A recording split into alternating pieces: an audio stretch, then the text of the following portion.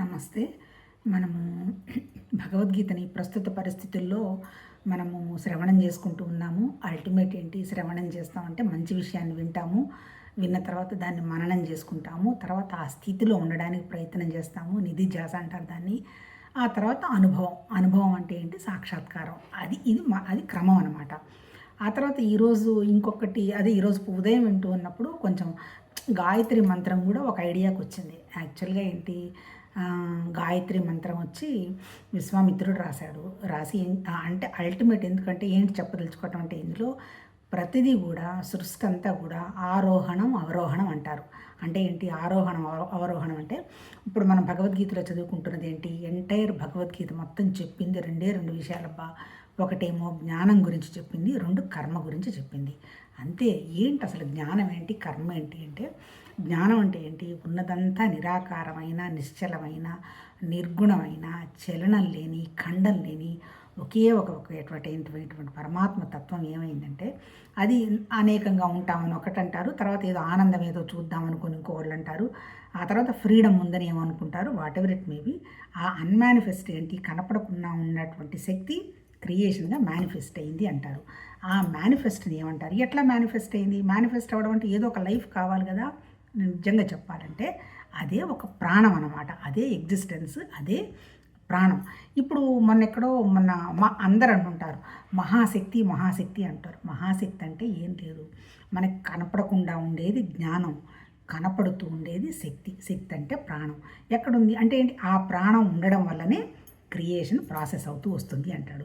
ఎక్కడుంది ఆ ప్రాణం? ఆ పరమాత్మతత్వం యొక్క ప్రాణము. తర్వాత చెప్పుకున్నాం కదా చాలాసార్లు, టైము, స్పేసు, ఆబ్జెక్టు ఒకటి, 3 గుణాలు ఒకటి అయిన తర్వాత ఏం చేస్తున్నాడు, నాలాగే ఉండాలనేటువంటి పరమాత్మ భావం ఉందన్నారు కదా. దానికోసం ఏమైంది, బ్రహ్మాండం అంటే పంచకోశాలు, తర్వాత పిండాండం అంటే మనము, ఆ తర్వాత మిగిలినవన్నీ కూడా గ్రహాలు, ఇవన్నీ కూడా అలా మేనిఫెస్ట్ అయినాయి అంటారు. ఇప్పుడు అంటే అర్థం ఏంటి, ప్రాణశక్తి అనేదే, ప్రాణమే అనుభవం, అంతే కదా. ఇప్పుడు ఏదైనా సరే మీరు చూడండి, భూమి మీద ఉన్న చెట్టు దగ్గర నుంచి పురుగు దాకా, అంటే చీమతో సహా అన్నిట్లో ప్రాణం ఉన్నది. ప్రాణం ఉండబట్టే కదులుతూ ఉన్నదనమాట. అంటే మనం అర్థం చేసుకోవాల్సింది ఏంటి, ఏదైనా సరే కదులుతూ ఉన్నది అంటే దానికి ప్రాణం ఉంది, అంతే కదా. మన శరీరంలో కూడా చిన్నగా అండం రూపంలో పడినటువంటి పదార్థం కదిలి పిండం, తర్వాత మళ్ళీ ఒక జీవి, ఆ తర్వాత మళ్ళీ కొన్నాళ్ళు ఉండడం, తర్వాత మళ్ళీ ప్రకృతిలో కలిసిపోవటం, ఇదే కదా. అంటే ఏంటి, ఏ ప్రాణమైనా సరే దాన్ని ప్రకృతి అన్నారు. ప్రకృతి వస్తుంది, కొన్నాళ్ళు వెళ్ళిపోతుంది. ఏం చెప్పినానబ్బా, మీరు ఎక్కడన్నా ఏ ఆధ్యాత్మిక సాధనన్నా చూడండి, ఏ భగవంతుడికి విషయానికి సంబంధించిన విషయమన్నా చూడండి, పంచభూతాలను దాటి ఏం చెప్పాల. మరి ఈ పంచభూతాల కంటే ముందు ఏముంది, ఎగ్జిస్టెన్స్ ఉంది, లైఫ్ అన్నాడు. దానికంటే ముందేముంది, నిరాకారమైనటువంటి జ్ఞానం ఉంది, అంతే కదా. ఆ జ్ఞానశక్తిలో నుంచే ప్రాణం వ్యక్తమైంది. దీన్నే మహాశక్తి అన్నారు, ప్రాణం అన్నారు. ఇప్పుడు మనం చాలామంది ఉంటారు అనుభవం అంటారు. అనుభవం కావాలంటే ఏంటి, మనకి జ్ఞానము ఉండాలి అనుభవానికి, తర్వాత మనకి ప్రాణము ఉండాలి, అంతే కదా. ఇప్పుడు ఒక శరీరం ఉంది, ఈ శరీరంలో ప్రాణం లేదు, ఫుల్ జ్ఞానం ఉంది, ఏం ఉపయోగం అంటే, ప్రాణం అంటే కదలిక ఉన్నప్పుడు మాత్రమే ఈ అనుభవానికి సంబంధించిన అనుభవం వస్తుంది అన్నారు. అంటే ఏంటి, సృష్టిలో మొట్టమొదట ఏర్పడ్డ థాట్ ఏంది, ప్రాణం అన్నమాట. దాన్నే ప్రాణస్య ప్రాణం అంటారు. అంటే ఏంటి, ఆ ప్రాణం కూడా దాటి వెళ్ళడం పరమాత్మతత్వం, నిజం చెప్పాలంటే. కాకపోతే మనం ఎలా దాటిపోతాము, నా శరీరం ఉంది, నాకు ఆకలిస్తుంది, ఆకలేయడానికి కారణం ఏంటి, నా ప్రాణం ఉంది కాబట్టి. ఈ తర్వాత ఈ ప్రాణము, ఈ జ్ఞానము కలిపి నడిపించేది శరీరం అన్నమాట. అది ఇచ్ఛ కోసం అంటే ఏంటి, అనుభవం అనండి, ఇచ్చనండి, క్రియనండి, వాటెవర్. అంటే ఏంటి, సృష్టిలో మొత్తం ఏమున్నాయి, మన జీవ సృష్టిలో 3 ఉన్నాయి. ప్రాణం ఉంది, మనసు అంటే జ్ఞానం ఉంది, 3వది వచ్చి శరీరం ఉంది. అట్లాగే పరమాత్మ తత్వ సృష్టిలో కూడా స్టెప్స్ అన్నారు. ఏమా స్టెప్స్, ఫస్ట్ది వచ్చేమన్నారు, నిరాకారమైనటువంటి పరమాత్మతత్వం ప్రాణంలాగా వ్యక్తమైంది కదా. మళ్ళీ అక్కడ కూడా 3 పేర్లు పెట్టారు. ఫస్ట్ది ఏంటి, హిరణ్య గర్భ అన్నారు. ఒకటి గుర్తుపెట్టుకోవాల్సింది ఏంటంటే, అన్ని పేర్లేనబ్బా, ఉన్నవి 2 ఒకటి కనపడకుండా ఉన్నటువంటి జ్ఞానం, రెండోది మన ప్రాణం. ఆ కనపడకుండా ఉన్నటువంటి జ్ఞానమే చివరికి మళ్ళీ మన మనసులాగా అయింది. నెక్స్ట్ స్టేజ్కి వస్తాం. ఫస్ట్లో ఏమున్నాయి ఇప్పుడు, దాన్ని హిరణ్య గర్భ అన్నారంటే ఏంటి, హిరణ్యాన్ని గర్భంలో ధరించిన వాడు అన్నట్టు అర్థం. హిరణ్యం అంటే ఏంటి, సూర్యుడు. అంటే ఏంటి, ఆ యొక్క ప్రాణశక్తి ఉండడం వల్లనే కదా సృష్టి మొదలైంది అనేటువంటిది మొదటి. ఆ తర్వాత రెండు మళ్ళీ ఆ సృష్టిని అట్లా ఎట్లా మేనిఫెస్ట్ కావాలి, ఎట్లా భూమి ఇట్లానే ఉండాలి, నీళ్ళు ఇట్లానే ఉండాలి, ఆకాశం ఇట్లా ఉండాలి, ఇదంతా మళ్ళీ జ్ఞానం. దానికి వచ్చేసేటప్పటికి ఏంటి అంతర్యామి అన్నారు. ఆ తర్వాత మళ్ళీ వ్యక్తం కావాలిగా ఒక ఇన్స్ట్రుమెంట్ లాగా, దాన్ని ఏమన్నారు విరాటుడు అన్నాడు. విరాట్ అంటే ఏంటి బ్రహ్మాండం. ఏంటవి పంచభూతాలు అన్నమాట. ఆకాశంలో నుంచి అగ్ని అంటే చలనము, ఆకాశం అనేది ఏమో ప్రాణశక్తి, తర్వాత ఏమో చలనం వచ్చింది, అది మూమెంటు, దాని తర్వాత ఏమో అగ్ని, తర్వాత నీళ్లు తర్వాత భూమి. అంటే అల్టిమేట్ ఏంటి పైన ఉన్నటువంటి పరమాత్మతత్వం, ఊర్ధ్వముఖంగా ఉన్నటువంటి పరమాత్మతత్వం, అది స్టెప్ బై స్టెప్ కిందకి దిగొచ్చింది. అల్టిమేట్ ప్లేస్ ఏంది అది భూమి అనమాట. ఇప్పుడు మనం ఎక్కడున్నాము, భూమి మీద ఉన్నాం. ఇప్పుడు ఇక్కడ ఏమైంది, అక్కడ పరమాత్మతత్వంలో ఉన్న 3 పేర్లు పెట్టారు కదా, 3 పేర్లు ఏంటి హిరణ్య గర్భ, అంతర్యామి, విరాట్ పురుషుడు అన్నాడు కదా. అట్లాగే మనకి సంబంధించినవి కూడా మళ్ళీ మనకి 3 పేర్లు ఉన్నాయి. ఏంటది, మనం విశ్వంలోకి వచ్చాం అంతే కదా. అదంతా కూడా ఏంటి నిరాకారమైనటువంటి సృష్టి ఒక తాటుతోటి జరుపుకుంటూ పోతుంది. తర్వాత మన విషయం ఏంటి విశ్వం అన్నమాట. మనం విశ్వం కిందకు వస్తాం. తర్వాత మనలో ఉన్నటువంటి విశ్వం అనేటువంటి విషయాన్ని గ్రహించాలంటే ఏం కావాలి, తేజస్సు ఉండాలి. తేజస్సు అంటే ఏంటి, అది సూర్యతత్వం, ప్రాణం, వాటెవర్ ఇట్ మే బి. మూడోది ఏంటి ప్రజ్ఞ అన్నాడు. అంటే కదా ఈ రెండు నడవడానికి నా దగ్గర ఏముండాలి, ప్రజ్ఞ అన్నాడు. అంటే అర్థం ఏంటి, భగవతత్వ సృష్టి ఎట్లా అయితే వ్యక్తమైందో మన సృష్టి కూడా అలానే వ్యక్తమైంది. అంతేనబ్బా చెప్పింది. ఈ పరమాత్మ సృష్టిలో కానీ మన సృష్టిలో కానీ ఉన్నవేంటి 2. ఒకటేమో జ్ఞానం ఉంది, 2 కర్మ ఉంది. అంతే కదా. ఇప్పుడు మనం భగవద్గీత చదువుకుంటున్నాం కదా, భగవద్గీతలో చెప్పింది ఏంటి ఆయన, ఈ కర్మకి కారణం ఏంటి, కర్మ అంటే ఏంటి, ఒక పని జరగడం. పని అంటే ఏంటి, ఎట్లా జరుగుతుంది పని, ప్రాణం ఉన్నప్పుడు జరుగుతుంది. అంటే మన దగ్గర ప్రాణం ఉంది అంతే కదా, ప్రాణం ఉండబట్టే పని చేస్తాం. మరి ఈ ప్రాణం చేసేటువంటి పని దేన్ని ఆధారంగా చేస్తుంది, మన ఆలోచనతో చేస్తుంది. ఆలోచన అంటే మన మనస్సు, అంటే శరీరానికి సంబంధించి ఆలోచన మనస్సే, అంతవరకు అనుకుందాం. ఇది దాటిపోయిన తర్వాత ఉండేది ప్రజ్ఞ, జ్ఞానం, ఆత్మ, పరమాత్మతత్వం, ఏమన్నా కానీ వాటెవర్ మేబీ. అంటే ఏంటి అల్టిమేట్ ఏంటి, సృష్టి వ్యక్తం అవ్వడానికి కారణం జ్ఞానం అంతే. ఎట్లా వ్యక్తమైంది, ప్రాణంగా వ్యక్తమైంది. ఇప్పుడు ఏం జరగాలి, ఇప్పుడు ప్రకృతిలో ప్రాణం ఎట్లా వస్తుంది, ప్రాణం వచ్చిన తర్వాత ఏంటి, ప్రకృతి అంతా ఉంటుంది, కొన్నాళ్ళు ఉంటుంది, వెళ్ళిపోతుంది కదా. దానికే పాపం వాళ్ళు ఎన్ని రకాల పేర్లు పెట్టారంటే, బ్రహ్మ సృష్టి చేయడము, తర్వాత విష్ణుమూర్తి మెయింటెనెన్స్ చేయడము, ఆ తర్వాత ఈశ్వరుడు కలుపుకోవటం. అన్నీ చెప్పాలంటే పేర్లే, ఎవరికి తోచిన పేర్లు వాళ్ళు పెట్టారు. గుర్తుపెట్టుకోవాల్సింది ఏంటంటే జ్ఞానం ఉంది, ప్రాణం ఉంది, ఇచ్ఛ కోసం ఈ శరీరం ఉంది.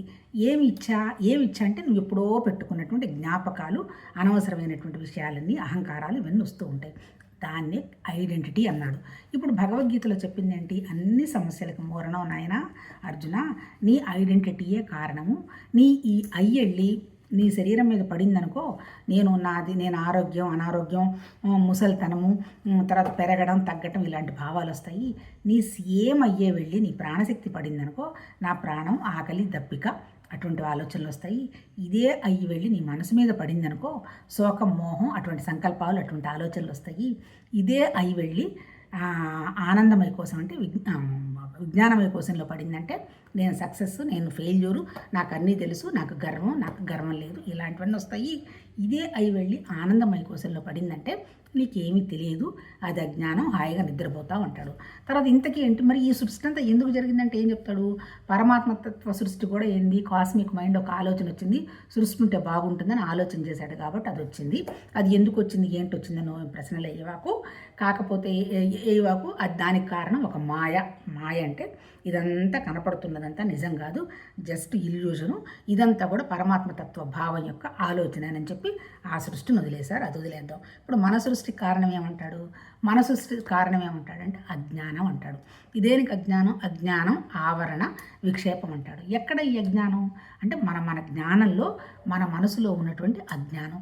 ఏంటి అజ్ఞానం, నేను శరీరం తప్ప ఇంకొకటి కాదు, శరీరానికి వస్తున్నవే సత్యం అనేటువంటి అజ్ఞానం అంటాడు. ఇప్పుడు ఇందాక చెప్పుకున్నాం కదా ఆరోహణ అవరోహణలో ఫస్ట్ ఏం చెప్పాడు, పరమాత్మ తత్వము, తర్వాత వ్యక్తమైనటువంటి కూటస్థం అనండి, లైఫ్ అనండి, ఎగ్జిస్ట్ అనండి, అది అయిపోయిన తర్వాత ఆకాశం అయిపోయిన తర్వాత గాలి, వాయువు తర్వాత అగ్ని తర్వాత నీళ్లు తర్వాత భూమి. మళ్ళీ వీటికే ఏం పేర్లు పెట్టాడు, పంచకోశాలని పెట్టాడు. మళ్ళీ ఈ పంచకోశాలకి ఏం పేర్లు పెట్టాడు, మన జ్ఞానేంద్రియాలని పెట్టాడు. ఈ జ్ఞానేంద్రియాలకి ఏంటివి, మన కళ్ళు, ముక్కు, చెవులు, లోపల నుంచి చూసి అర్థం చేసుకునే విషయం అంటాడు. మళ్ళీ దీన్ని అర్థం చేయించేది ఎవరు? మళ్ళీ అల్టిమేట్గా ఉందేంటి? మనసేనబ్బా. ఏం చెప్పినా నీ మనసు వెళ్ళి ఎక్కడ నిలబెడితే, మనసు అంటే మళ్ళీ ఏంటి? ఆలోచన. నేను నా మనసు ఎక్కడ ఏది నిలబెడితే నేను అది గ్రహిస్తా, అంతకంటే ఏం లేదు. అందుకే ఏం చెప్తున్నారు ఇప్పుడు మన వాళ్ళు, నీ మనసులో ఏది ఉంటే నువ్వు అదే చూస్తావు అంటారు. అంటే ఏంటి? మనం ఆల్రెడీ మైండ్కు కొన్ని సజెషన్స్ ఇచ్చేసాం. అంటే ఏంటి? వీళ్ళు ఇప్పుడు నేను ఎక్కడో ఒక ఉదాహరణ చేద్దాం, ఎంత వండర్ఫుల్గా అనిపించిందో. అంటే మనం అంటే ఇలాంటి రిచ్గా ఉండేవాళ్ళు ఇలా ఉంటారు, పూర్గా ఉండేవాళ్ళు ఇలా ఉంటారు అంటారు. సపోజ్ ఇప్పుడు మన సుధామూర్తి గారు విషయం తీసి పడేస్తే, నేను ఎవరో ఒకళ్ళు ట్రైన్లో పోతుంటే, మనం పోతుంటే చూస్తాం కదా, మామూలుగా ఫస్ట్ క్లాస్లో ఉంటే ఒకతను పాపం పిచ్చి బట్టలు వేసుకొని వచ్చి ఇది ఎక్కడికి పోతుందండి ఈ ట్రైను అంటాడు. అన్నప్పుడు చెప్పాలిగా, ఈ ట్రైన్ ఎక్కడికి వెళ్తుందో అక్కడికి వెళ్తుందని కిటికీ పక్కన కూర్చున్నవాడు చెప్పడు, ఇది ఫస్ట్ క్లాస్ పక్కకి వెళ్ళి అడుగు అంటాడు. What does it mean? First class అయితే పోయేది ఏ ట్రైన్ ఎక్కడికి పోతుంది? మళ్ళీ వాడికి పాపం అర్థం కాక ఈ ట్రైన్ ఎక్కడికి పోతుంది అంటే నువ్వు వెళ్ళి పక్క కంపార్ట్మెంట్లో ఎంక్వైరీ చేసుకో, ఇది ఫస్ట్ క్లాస్ అంటాడు. అంటే అర్థం ఏంటి? అంటే ఫస్ట్ క్లాస్లో ఎక్కే వాళ్ళంతా ఒక రకంగా ఉంటారు అనేటువంటి ఒక థాట్కి వీళ్ళు వచ్చేసామన్నమాట మనం.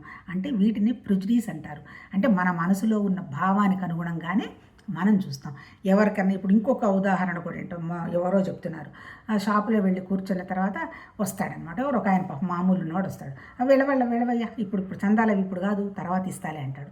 అప్పుడు వెంటనే ఆయన ఏం చేస్తాడంటే, ఇదిగోనండి ఆయన మీకు ఈ డబ్బులు ఇవ్వమని చెక్ ఇచ్చాడండి తీసుకోండి అంటాడు. అప్పుడు ఎంత దరిద్రంగా ఉంటుంది. అప్పుడేమంటాడు, రండి టీ తాగుదు రండి అంటారు. అంటే ఏంటి? ఈ వచ్చిన వాడిది అడుక్కోవడానికి వచ్చాడు అనేటువంటి భావనలో ఉంటాం. అంటే అర్థం ఏంటి? మన మనస్సులో ఏముంటే మనకు అదే చూస్తాము. మనకు అర్థం చేసుకునే శక్తి లేదు కాబట్టి అవతల వాళ్ళు చెప్పింది బాగలేదు అనుకుంటున్నావు. ఇక్కడ బాగుండడం కాదు. అసలు ఒక్కసారైనా మనం ఆలోచించాలి, నేనెవరు, ఈ ప్రపంచం ఏంటి, ఎందుకు బతుకుతున్నాం, అంటే ఈ ప్రపంచం ఏంటి, ఎందుకు బతుకుతుంది, అసలు నిజంగా దేవుడు ఉన్నాడా, ఉంటే దాని గురించి మనం ఏం చెయ్యాలి, ఎందుకు నా మనసు ప్రశాంతంగా లేదు, ఇన్ని ఉన్నాయి కదా, పాతకాలంలో ఊరికనే ఏదో అంత కారం వేసుకొని తిన్నప్పుడే అంత ఆరోగ్యంగా అంత సరదాగా ఉన్నాం కదా, ఇప్పుడు ఇన్ని కార్లు, ఇన్ని వస్తువులు, ఇంత మెటీరియల్ ఉంది, ఎందుకు లేదు, ఈ జబ్బు లేంది అని ఒక్కసారి ఎవరైనా ఆలోచిస్తామా? అలా ఆలోచించినప్పుడు మాత్రమే అప్పుడు జ్ఞానం ఏంటి, ప్రాణం ఏంటి, మన శరీరం ఎందుకుంది అసలు అనేటువంటి విషయం అవగాహన వస్తుంది. అది అర్థం కానంత వరకు. దీనికి ఏం చెప్పాడు పాపం భగవద్గీతలో? ఈయనేమైనా గుడులు కట్టించమన్నాడా, కుంభమేళానికి వెళ్ళమన్నాడా? ఏం చెప్పలే. నువ్వు దాన్ని గుర్తించు. అంటే ఏంటి? నీలోనే ఆ పరమాత్మ తత్వం ఉందనేటువంటి విషయాన్ని గ్రహించు, గుర్తించు. అంతకు తప్ప నువ్వు చేయాల్సిన అవసరం ఏం లేదు. మరి గుర్తించాలంటే ఏం చేయాలి? మనసు పెట్టాలి. కానీ మనసు ఎలా ఉంది?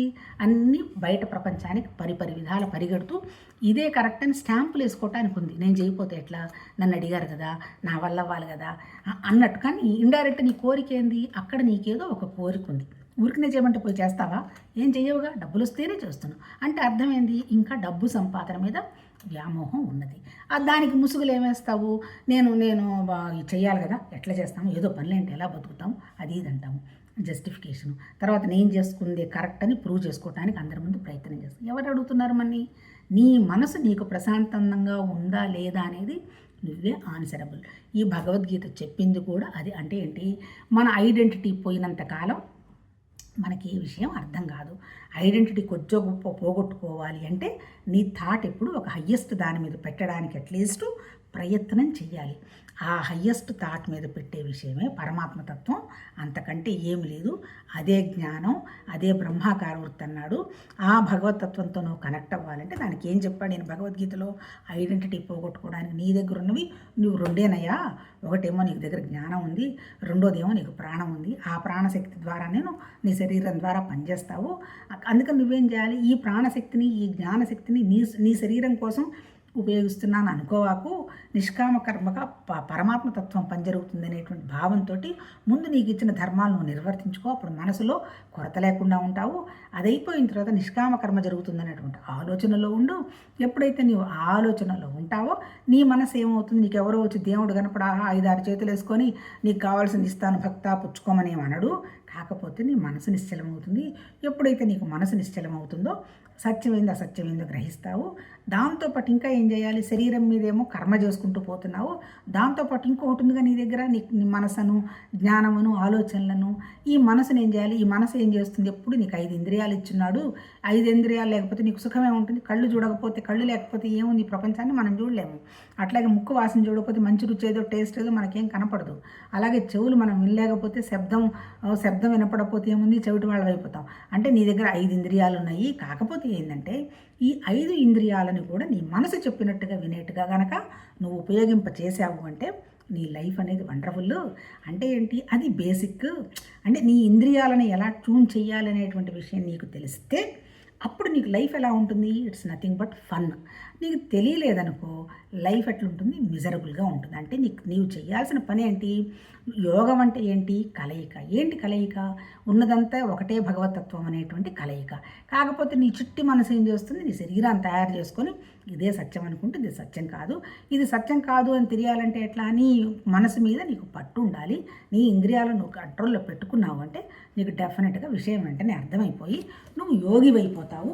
యోగివైపోయినప్పుడు ఏం చేస్తావు, ఎక్కడ చూసినా ఏం చూసినా పరమాత్మతత్వాన్నే చూడటం మొదలుపెట్టి ప్రస్తుతంలో ఉంటావు. అంటే ఇప్పుడు మనకి యాక్చువల్గా చెప్తున్నది ఏంటి, ప్రస్తుతంలో ఉండు అంటున్నాడు. మనం ప్రస్తుతంలో మనం ఎందుకు ఉండలేకపోతున్నాము అంటే ఏంటి, 24 గంటలు నీకు ఉన్నదంతా ఒకటే తత్వం అనేటువంటి అవసరం కనుక మనసుకు వచ్చినప్పుడు ఏ పని చేయకపోతున్నా నమస్కారం అనుకొని మొదలు పెట్టుకుంటూ పోతావు. అంటే ఏంటి, బ్రహ్మాకార వృత్తి, కనీసం పరమాత్మతత్వ ఆలోచనలు అన్నా ఉంటావు. అది లేనప్పుడు ఏం చేస్తావో తెలియదు కదా. అందుకని నువ్వు యోగివయ్యి ముందు నువ్వు ఇంద్రియాలను పట్టు పెట్టుకోవడానికి నువ్వు సంపాదించు. అప్పుడు ఏమైపోతావు, నువ్వు యోగి అయిపోతావు. అప్పుడు యోగి అయిపోతే నీకు లైఫ్ ఎట్లా ఉంటుంది, life is nothing but celebration అంటాడు. లైఫ్లో సెలబ్రేట్ కాకుండా ఎందుకు ఆపుతున్నాం మనము, ఈ ఇంద్రియాలను మనకు సాధించలేదు కాబట్టి, అంతే కదా. అది ఇప్పుడు మనకి ఎవరికి వాళ్ళకే తెలుసు కదా. ఇప్పుడు తినకూడదు అనుకున్నాము, తినేసాము, కంట్రోల్ లేదు నోరు, దానివల్ల ఏమొస్తుంది, మళ్ళీ దాన్ని తగ్గించడానికో లేకపోతే మాత్రో బోత్రో వేసుకొని గొడవపడాలి. అట్లాగే మాట్లాడకూడదని చోటుకి వెళ్ళి మన వాళ్ళతోనే మాట్లాడు, మీకు ఇంత చేశాను కదా అంటాం.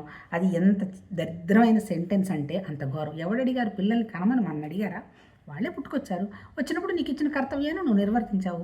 నేను ఇంత చేశానంటే చేయించుకున్నవాడు ఎంత బాధపడతాడు, భయంకరంగా బాధపడతాడు. అంటే అది ఎప్పుడు కూడా నేను చేశాను, నా వల్ల జరిగింది అనేటువంటి మాట నోట్లో నుంచి వస్తే నీకు మంచిగా ఉండొచ్చేమో కానీ వినేవాళ్ళకి బాగుండదు. కాబట్టి వాళ్ళు పారిపోతారు. అది బేసిక్ అనమాట. మన పిల్లలు మన దగ్గర నుంచి పారిపోయినారు అంటే అర్థం ఏంటి, వాళ్ళని నేను ఇంత చేశాను, నేను అక్కడికి తిప్పాను, ఇక్కడికి తిప్పాను, అవి కొనిపెట్టాను, నేను ఇంత డబ్బులుగా పెట్టి చెప్పించాను అని మనం అంటూ ఉంటాం. అది అనకూడదు. ఎందుకంటే ఒకటి జరుగుతుందో పోయింది, అది పరమాత్మతత్వం. నిన్న ఆయన ఎవరు, మన బ్రహ్మానందం గారిది ఇంటర్వ్యూ చూస్తున్నాను, అంత వండర్ఫుల్గా అనిపించింది. ఒక్కసారి అది అలాంటివి చూడండి, అంత వాళ్ళ అనుభవం పాపం.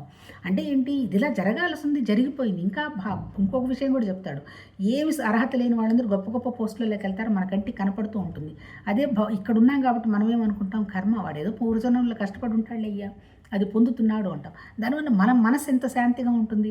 ఎవరైనా చిన్నపిల్లలు తప్పు చేశారు, పోనీలే మనం కూడా చిన్నప్పుడు ఇలానే చేశాం కదా, క్షమించేసాం, మన మనసు ఎంత శాంతిగా ఉంటుంది. లేదు నేను అని అహంకారం వచ్చినప్పుడు ఎందుకు నీకు ఎంత దుఃఖంగా ఉంటుంది. మనం ఒక మనిషిని కనుక ఎవరికైతే ఎక్కువ దుఃఖం ఉంటుందో, ఎక్కువ కంప్లైంట్స్ నేచర్ ఉంటుందో వాళ్ళకి పిచ్చ అహంకారం ఉంటుంది. అదర్వైజ్ అహంకారం ఉండదు. ఈ అహంకారం వల్ల ఏం చేస్తారు, అందుకని ఎవరికైతే ఎక్కువ చీర్ఫుల్గా సంతోషంగా ఈ కంప్లైంట్లు లేకుండా ఉంటారో వాళ్ళు భగవతత్వ భావనలో ఎక్కువ ఉన్నట్టు లెక్క. ఎందుకంటే ఇదంతా ఒక నాటకం నడుస్తుంది. ఓకే, మనం కూడా పోతాం, నలుగురిలో నడుస్తాము, హ్యాపీగా ఉంటాం, వచ్చేస్తాం, అయిపోతాం. అంటే ఏంటి, మనం ఆ హ్యాపీనెస్ను మనం ఎక్స్ప్లోర్ చేస్తూ ఉన్నాం. ఇప్పుడు ఈ భగవద్గీతలో చెప్పింది కూడా అదే. నువ్వే ఆ భగవతత్వం అయినప్పుడు నీ స్థితి ఉండాలి. You have to explore happiness. ఎప్పుడైతే హ్యాపీనెస్ ఎక్స్ప్లోర్ అవుతుందో లవ్ కూడా అంతే. లవ్ నువ్వు చూపించక్కర్లా, నువ్వే ప్రేమ అదే ఎక్స్ప్లోర్ అవుతూ ఉంటుంది. నీ చుట్టుపక్కలంతా కంఫర్టబుల్గా ఉంటుంది అన్నట్టే చెప్తున్నారు. సో ఇప్పుడు మనం చెప్పదలుచుకుంది ఏంది, భగవద్గీత కానీ ఏం చూసినా ఉన్నవి రెండు. మనము అందుకని మనం ఎప్పుడు కూడా ఎట్లా ఉండాలంటున్నాడు, నిరుత్సాహంగా బాధగా ఉండమని భగవద్గీతలో చెప్పాలి. డైనమిక్గా అవేర్గా ఉండమన్నాడు. ఎప్పుడైతే డైనమిక్గా అవేర్గా ఉంటామో కామన్ సెన్స్, అంతే కదా. మన ఇంటికి ఒక అమ్మాయి వచ్చింది, ఆ అమ్మాయిని మనం ఏదైనా 1-2 మాటలు అన్నాము, ఆ పిల్ల గుర్తుపెట్టుకుంటుంది కదా. అంటే ఏంటి, చివరి తర్వాత కూడా అది సాధించడానికి అవకాశం ఉంది కదా. అది ముందు నువ్వే అనకుండా ఉంటే, అంటే ఆ మాత్రం అవేర్నెస్ అంటే దాన్ని కామన్ సెన్స్ అంటారు. ఎప్పుడైతే కామన్ సెన్స్ ఉంటుందో, అవేర్నెస్ ఉంటుందో, స్పాంటేనియస్గానే పనులు జరుగుతాయి. అంటే ఒక ప్రాబ్లం వస్తుంది, ప్రాబ్లం రాకుండా ఎవరికి ఉండదు. ప్రాబ్లం వస్తే నీకు అవేర్నెస్, కామన్ సెన్స్ ఉంటే స్పాంటేనియస్గా ఓహో నా రోల్ ఇంతవరకే కదా అనేటువంటి ఒక స్పాంటేనిటివిటీ ఉంటుంది. ఆ స్పాంటేనిటీనే డివినిటీ అంటున్నాడు ఇక్కడ భగవద్గీతలో కూడా. ఇంకా వేరే ఏం చెప్పట్లే. దానికి మనం వాడాల్సిన పదార్థం ఏంది? మన జ్ఞానం, మన మనస్సు. ఉపయోగించాలంటే ఏముండాలి మన దగ్గర? మన దగ్గర ప్రాణం ఆల్రెడీ ఉంది. మళ్ళీ ఇప్పుడు ఎప్పుడైతే నువ్వు మనసుని పద్ధతిగా ఉపయోగించుకుంటుంటావో నీ ప్రాణశక్తి పెరుగుకుంటూ పోతుంది. ఎందుకు ప్రాణశక్తి పెరుగుతూ ఉంటుంది? స్వార్థం లేదుగా, నీకు అది కావాలి ఇది కావాలనే టెన్షన్ లేదుగా. అప్పుడు ఏమవుతుంది? శరీరం ద్వారా జరుగుతున్న ప్రతి పని పరమాత్మతత్వ భావంలోగా అవుతుంది. అదే చెప్పున్నారు నేను భగవద్గీతలో. చూద్దాం, నిన్న ఎంతవరకు చదివాము? నిన్న 28 చదివాము. అంటే ఏంటి? ఎప్పుడైతే నీకు ఈ రకమైనటువంటి ఆలోచన ఉంటుందో అప్పుడెప్పుడు కూడా నాదేం లేదు కదా, అంత భగవతత్వమైన కదా అనేటువంటి ఆలోచన ఉన్నప్పుడు ఏంటి, ఆటోమేటిక్గా పరమాత్మతత్వ భావనతో ఉన్నట్టేను నువ్వు అని చాలా సంతృప్తిగా ఉంటాడు యోగి అన్నట్టు చెప్తున్నాడు. ఇవాళ 29 చదువుదాం. సర్వవ్యాప్తమైనటువంటి అనంత చైతన్యమునందు ఏకీభావ స్థితి రూపయోగయుక్తమైన ఆత్మ కలవాడును, అంతటను అన్నింటినీ సమభావముతో చూచువాడును అగు యోగి తన ఆత్మను సర్వప్రాణులందు స్థితమై ఉన్నట్లుగాను ప్రాణులన్నింటినీ తన ఆత్మ ఎందు కల్పితములుగును భావించును. ఇక్కడ ఏం చెప్పాడు? సమత్వం అని చెప్తున్నాడు. సమత్వం అంటే ఏంటి? ఇప్పుడు ఏం తెలిసింది మనకి? ఉన్నదంతా ఒకటే పరమాత్మతత్వం. ఆ పరమాత్మతత్వంలో తర్వాత లైఫ్ ఎగ్జిస్టెన్స్గా ఎక్స్ప్రెస్ అయింది. అది ఎవరికి తెలుస్తుంది? బుద్ధికి తెలుస్తుంది. తర్వాత ఏమవుతుంది అంటే ఏంటి? అల్టిమేట్ ఏంటి? అదే ప్రాణశక్తి అందరిలో ఉంది కదా. మరి ఆ ప్రాణశక్తి, నాలో ఉన్న ప్రాణశక్తి అక్కడున్న ప్రాణశక్తి ఒకటే అయినప్పుడు ఇంకా నాకు భేదం ఏముంటుంది? అంటే ఏంది? నాలో నేను అందరినీ చూస్తాను, అందరిలో నన్ను నేను చూసుకుంటాను. అల్టిమేట్ ఏంది? ఉన్నది ఒకటే అనేటువంటి తప్ప మిగిలిన సృష్టి అంతా ఏంది? ఇదంతా ఒక నాటకం. ఇప్పుడు చీమ మన కంటెదురుగా పుడుతోంది, దాని లైఫ్ ఏంటో, అది కూడా మళ్ళీ ఫ్యామిలీ, దానికి పిల్లలు, పంచదారుల ముక్కలు లాక్కుపోవడం అవన్నీ చేసింది కదా, తర్వాత డిజాల్వ్ అయిపోతుంది. బొద్ది ఇంకా అంటే సర్వ ప్రాణులు అంతేగా చేసేది, అంతకంటే ఇంకేం లేదు కదా. అంటే ఏంటి? ఉన్నదంతా అదే ప్రాణశక్తి. ఇదంతా కూడా మనం చూస్తున్నదంతా కూడా జస్ట్ కల్పితము. ఏవి కల్పితము? ఈ శరీరం తగిలించుకున్నటువంటి వ్యవహారం అంతా కల్పితం. దానికి 2-3 థియరీలు చెప్పాడు. ఎట్లుంటుంది చీమలో నా అనుభవం ఎట్లుందని పరమాత్మతత్వం వచ్చాడన్నట్టుగా కూడా చెప్తూ ఉంటాడు. అంటే ఏం తెలియదు, అల్టిమేట్ అజ్ఞానం. కాకపోతే ఏంటి ఇక్కడ ఏం చెప్తున్నాడు? అజ్ఞానం పోగొట్టుకోవాలంటే ఏంటి అంటే అజ్ఞానం అంటే ఏంటంటే పూర్తి జ్ఞానం లేదని కాదు. శరీరానికి సంబంధించిన జ్ఞానం ఉంది, డబ్బులకు సంబంధించిన జ్ఞానం ఉంది, ప్రపంచాలకు సంబంధించిన జ్ఞానం ఉంది, అన్ని జ్ఞానాలు ఉన్నాయి. కాకపోతే నేనేంటి, నేనెందుకు వచ్చాను, నాకు వస్తున్న ఈ ఆలోచనలు ఏంటి, నా సంగతి ఏంటి అనేటువంటి విషయం గురించి జ్ఞానం లేదంటే ఏంటి? పరమాత్మతత్వానికి సంబంధించినటువంటి జ్ఞానం లేదు. పరమాత్మతత్వ స్థితికి, జ్ఞానస్థితికి నువ్వు రావాలంటే నువ్వు తగిలించుకున్నవన్నీ కూడా ఇవన్నీ జస్ట్ క్యాజువల్ అనేటువంటి సమస్త భావానికి వచ్చినప్పుడు నీ మనసు వెళ్ళి అక్కడ నిలబెడతావు. అప్పుడు ఇదంతా జస్ట్ ఇమాజినేషను, ఊహలు, కల్పనలే కదా. అంతే కదా. ఏ ప్రాబ్లం తీసుకో లేదా ఏ ఆనందం తీసుకో జస్ట్ టెంపరీ. మరి టెంపరీ కోసం అంత ఘర్షణ పడాల్సిన అవసరం ఉందా అనే విషయం తెలుస్తుంది. అంటే నాకు అనిపిస్తున్నదంతా కూడా జస్ట్ ఇది నథింగ్ బట్ డ్రామా, అంతే కదా. ఒక సిల్వర్ స్క్రీనో లేకపోతే పెద్ద స్క్రీన్ మీద మనుషులు వస్తున్నాయి, పోతున్నాయి, వెళ్ళిపోతున్నాయి అని అనిపిస్తుంది, అంతేగా. ఒకసారి మనం వెనక్కి తిరిగి చూసుకుంటే అంతే కదా. స్కూల్కి వెళ్ళాము, ఆ తర్వాత మళ్ళీ కాలేజీకి వచ్చాము, ఆ తర్వాత మళ్ళీ ఇంకో చోట ఆ కాలేజీకి వచ్చాము, ఆ తర్వాత ఇన్ని ఫేజెస్ అయిపోయినాయి, ఇప్పుడు మళ్ళీ ఇక్కడికి వచ్చున్నా అంటే అర్థమైంది ఇట్స్ నథింగ్ బట్ డ్రీమ్. వెనక్కి తిరిగి చూసుకుంటే మెమరీస్ అన్నీ ఏముంది, జస్ట్ కలలే కదా. అంటే ఏదో జరిగిపోయినట్టుగా కనిపిస్తున్నాయి, కానీ జరుగుతున్నప్పుడు ఏమనుకుంటాము, ఇది సత్యం అనుకుంటాం. ఇప్పుడు అందుకని వీళ్ళు ఏం చెప్పారంటే భగవతత్వానికి 3 స్థితులు చెప్పారు. అవస్థాత్రయం అంటారు దాన్ని. ఏంది? నిద్ర లేచాము, పని జరిగిపోతూ ఉంటుంది, తర్వాత నిద్రపోయినాము, కలలు వస్తూ ఉంటాయి, ఆలోచనలు, ఆ తర్వాత ఇంకా డీప్ స్లీప్గా నిద్రపోయినాము, మళ్ళీ నిద్ర లేచాము, బాగా నిద్ర పట్టిందా అని అడుగుతాం, బ్రహ్మాండంగా పట్టింది అంటాం. కానీ ఆ నిద్రలో మన మనసు లేదు, అయినా నిద్ర సంగతి తెలిసింది. అంటే అర్థం ఏంటి? ఈ అన్ని స్థితుల్లో మనం వెన్నంటుకొని ఒక శక్తి మనతో ఉంది. ఆ ప్రాణశక్తి, భగవతత్వ శక్తి మనతో ఉండబట్టే మనం ఇలా సర్వైవ్ అయ్యున్నాము, అంతే కదా. చాలామంది రాత్రి నిద్రపోయి పొద్దున్నే నిద్ర లేవరు, నిద్రలోనే ప్రాణం పోతుంది. కాకపోతే అదృష్టం అంటారు, ఏకాదశి అంటారు, ఉపవాసం మంచి రోజు అంటారు, లేకపోతే విష్ణుమూర్తి ఏదేమంటారు దాన్ని ముక్కోటి రోజు పోయినాడు అంటే ఏదోదో మన కథలన్నీ సృష్టిస్తారు, తెలియదు. అంటే అర్థం ఏంటి? మన్ని ఒక శక్తి మన్ని నడిపిస్తున్నది, ఆ శక్తి ప్రకారమే ఇది నడుస్తుంది అని దండం పెట్టుకొని చేసుకుంటూ పోయినామంటే ఏవి మనకు అంటవు, అప్పుడు నిశ్చలంగా ఉంటుంది అని చెప్పదలుచుకున్నారు, అంతే. తర్వాత ఇంకేం చెప్తున్నారు? సకల ప్రాణుల యందును ఆత్మరూపమునున్న నన్ను చూచు పురుషునకు అట్లే ప్రాణులన్నిటినీ నాయందు అంతర్గతాలుగా ఉన్నట్లు చూచువానికి నేను అదృశ్యుడను కాను, అతడును నాకు అదృశ్యుడు కాడు. అంటే ఏంటి, మొత్తం భగవతత్వమే అనేటువంటి భావంతో కనుక నువ్వు చేసుకుంటూ పోతే నీతో నేను 24 గంటలు ఉన్నానయ్యా, నువ్వు అనవసరంగా ఏమీ టెన్షన్ పడక్కర్లేదు, నువ్వు నా మనసులో నువ్వు ఎప్పుడు ఉంటావు అంటాడు. అందుకే ఏంటి, ప్రజెంట్లో ఉండు అంటే ఏంటి, ప్రజెంట్లో ఏం చేస్తామో కళ్ళు మూసుకుంటాం, దండం పెట్టుకుంటాం, పని చేసుకుంటూ పోతాం. మళ్ళీ ఆ ఫ్యూచర్కి వెళ్ళామనుకో, అంటే ఫ్యూచర్ అంటాం, జరిగిపోయిన విషయానికి వెళ్ళామనుకో మళ్ళీ నా మనసు వస్తుంది, తర్వాత జరగబోయే విషయానికి వెళ్ళామనుకో మళ్ళీ ఇల్యూషన్, మాయ వస్తుంది, ప్రకృతి ఎవరికి తెలియదు. కానీ ప్రస్తుతంలో మాత్రం ఆ భగవతత్వ భావంలో మనం చెప్పుకుంటూ చేసుకుంటూ కనుక పోయినాము అంటే నీతో నేనుంటాను, నిన్ను ప్రొటెక్ట్ చేసుకుంటాను అంటాడు. ఎందుకు, నాకు ఆయనకి తేడా లేదుగా. ఇప్పుడు జరుగుతున్న పని స్వార్థం కోసం జరుగుతుంటే నా పని చేసుకుంటున్నట్టు అవుతుంది. స్వార్థం కాదు, ఆయన ఇచ్చిన పనికి దండం పెట్టుకున్నాయా నీ పని చేసుకుంటూ పోతాం, ఫలితంతో నాకేం సంబంధం లేదు, నీ ఇష్టమని మొదలు పెట్టుకుంటూ పోతావు. ఆ పనిని నువ్వు సంతోషంగా చేస్తావు. లాభం వస్తుందా నష్టం వస్తుందా అంటే ఏంది, క్యాలిక్యులేషన్స్ వేస్తావు. ఇదిగో ఇంత చేస్తే ఇంత రావాలి, వాడిని ఎంత అడగాలి, ఎలా చేశాడు అని మనసు పనిచేస్తూ ఉంటుంది. దాంతో ఏమైపోతావు, మనసు అలసిపోతుంది. అలసిపోయిన తర్వాత నిద్రపోతావు. అంటే ఏంటి, నిద్రపోయేది ఏంటి, ఇక్కడ శరీరం కాదు మనసు. మనసు అలసిపోకపోతే ఎక్కువ నిద్ర కూడా అవసరం లేదు, మనసు అలసిపోకపోతే ఎక్కువ ఆహారం కూడా అవసరం లేదు. అంటే ఏంటి, ప్రాణశక్తి తగ్గుతూ ఉంటుందన్నమాట. ఆ ప్రాణశక్తిని మనం పెంచుకుంటూ పోవాలి అంటే చేస్తున్న ప్రతి పని ఆయన పనిలాగా అనేటువంటి భావం మనం పెంచుకోవాలి. అంటే అలా పెంచుకున్నప్పుడు ఆయన మనతో ఉన్నాడు అంటే అర్థం ఏంటి, ఆయనకి మనకి ఇండైరెక్ట్గా తేడా లేదు అని అర్థం. ఇక్కడ తర్వాత 31 భగవంతుని యందు ఏకీభావస్థితుడైన పురుషుడు సర్వభూతాల యందును ఆత్మరూపమునున్న సచ్చితానంద ఘన వాసుదేవుడనయ్యున్న నన్ను భజించును. అట్టి యోగి సర్వ వ్యవహారాల యందు ప్రవర్తించును, నాయందే ప్రవర్తించుచుండును. అంటే అంతా పరమాత్మతత్వమే అనేటువంటి భావం ఉన్నవాడు ఏం చేస్తాడు, ప్రతి చోట భగవతత్వాన్నే చూస్తాడు. అప్పుడు తనకి ఏమీ చెడ్డ కనపడదు. నిజంగా చెప్పాలంటే ఇప్పుడు బొద్దింకని చంపాల్సి వచ్చింది, ఎట్లా చంపుతాం, బొద్దింక కూడా ప్రాణమే కదా. అందుకని ఆ బొద్దింకని చేతిలో ఇట్లా పట్టుకొని అంతా భగవతత్వమే, ఈయన పరమాత్మతత్వం ప్రాసెస్ అవుతుంది అని కళ్ళు మూసుకొని ఆ బొద్దింకని అట్లా ఎదురేస్తాం. అంతేకాని బొద్దింకని చంపలేము. ఎందుకు చంపలేము, అక్కడ కూడా పరమాత్మతత్వం ఉందనే భావన. కాకపోతే కొన్నిసార్లు చంపాల్సిన సిచ్యుయేషన్స్ వస్తాయి కదా, వచ్చినప్పుడు ఏం చేస్తాము, మనం మధ్యలో ఉండి చేస్తున్నాం అంతే. అంటే నాది కాదు అనేటువంటి భావం పెంచుకుంటే ఏమొస్తుంది అంటే నీ మనసు శాంతిగా ఉంటుంది, నువ్వు హ్యాపీగా ఉంటావని చెప్పటం తప్ప మహానుభావులు అంతకంటే ఇంకేం లేదు. ఆ తర్వాత ఇంకోటి ఏం చెప్తున్నాడు, సర్వప్రాణులను తనవలే సమానంగా చూచువాడును, సుఖమును కానీ దుఃఖమును కానీ సమముగా చూచువాడును అయిన యోగి పరమశ్రేష్ఠుడు. అంటే ఏంటి, సుఖ దుఃఖాలు సమానమే, ఉన్న మనుషులందరం కూడా సమానమే. కానీ చూడంగా ఇంకోటి, ఇందాక ట్రైన్లో ఇన్సిడెంట్ చెప్పాక, వాడు పేదవాడు కాబట్టి వాడు ఫస్ట్ క్లాస్లో రాడు, అవతలికి పో అంటాడు. అట్లా ఇళ్లలో పాపం పనులు చేస్తుంటాడు. నిన్న బ్రహ్మానందం కూడా అదే చెప్తున్నాడు, చేసిన తర్వాత వాళ్ళు చూస్తూ ఉంటారనుకో, వాళ్ళకి పెట్టకుండా ఎట్లా, ఇది మిగిలిపోయినవి ఇవ్వడం ఏంటి, ముందే పెట్టావు అనుకో వాళ్ళు కూడా సంతోషంగా ఉంటారంట. అఫ్కోర్స్ అవన్నీ చాలా చిన్న చిన్న పనులే, అవన్నీ పెద్ద చెప్పేవి కాదు. కానీ వాటి వల్ల కూడా ఏమొస్తుంది, మనశ్శాంతి వస్తుంది.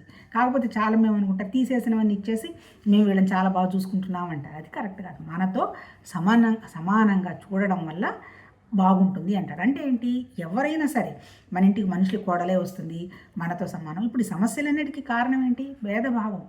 ఎక్కడైతే భేదం ఉంటుందో అక్కడ ఈగో ఉంటుంది, ఎక్కడైతే ఈగో ఉంటుందో అక్కడ కొట్లాటలు ఉంటాయి, అక్కడ దుఃఖం ఉంటుంది, బాధలు ఉంటాయి. నీకు బాధ పోవాలి, దుఃఖం పోవాలి, అనారోగ్యం పోవాలి అంటే ఒక్కటే ఒక మార్గం ఏంటంటే ఉన్నదంతా భగవతత్వం తప్ప ఇంకొకటి కాదు అనేటువంటి ఒక సమత్వ భావన, ఒక సమాన భావాన్ని ఏర్పాటు చేసుకోవాలని అంటాడు. ఆ తర్వాత ఇంకోటి ఏం చెప్తున్నాడు, ఓ మధుసూదన, సమభావం గురించి నీవు చెప్పిన ఈ యోగం యొక్క స్థిరస్థితిని మనశ్చాంచల్య కారణమని తెలుసుకోలేకపోతున్నాను అని చెప్పి అడుగుతున్నాడు. ఇంకేమడుగుతున్నాడు, నువ్వు ఇంత బాగా చెప్పావు కానీ ఇది ఇంత ఆచరణైనా భగవాన్ అని అడుగుతాడు. సరే, అది నేను నీకు ఆచరణ కాదు, రేపు చెప్తాలే అని చెప్తాడు. అంటే ఏంటి, 33 వరకు చదువుకున్నాము, 34 ఇది ఆల్మోస్ట్ అలా ఎండుకు వస్తున్నట్టుంది ఈ టాపిక్.